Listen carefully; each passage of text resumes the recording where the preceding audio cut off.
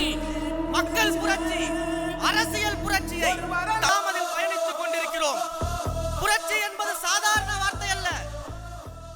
அது ஒரு சக்தி, அது ஒரு உணர்வு, அது ஒரு மாற்றத்தின் துவக்கம், அது முடிவில்லாத முயற்சி. இந்த புரட்சி என்ன செய்யும் தெரியுமா? இந்த புரட்சி அடக்குமுறைகளை ஒடுக்கும், அநீதிகளை அழிக்கும். மக்கள் மனதிலிருந்து இந்த புரட்சி துவங்கி அதே மக்களின் நல்வாழ்வை மேம்படுத்தும். அத்தகைய மாபெரும் புரட்சியில் நம்முடைய தலைவர் நம்மையும் ஒரு அங்கமாக மாற்றி இருக்கிறார்கள் என்றால் நாம் நம் தலைவருக்கு என்ன செய்ய போகிறோம்? தலைவா, ஒன்றை மட்டும் சொல்லிக் கொள்கிறேன்.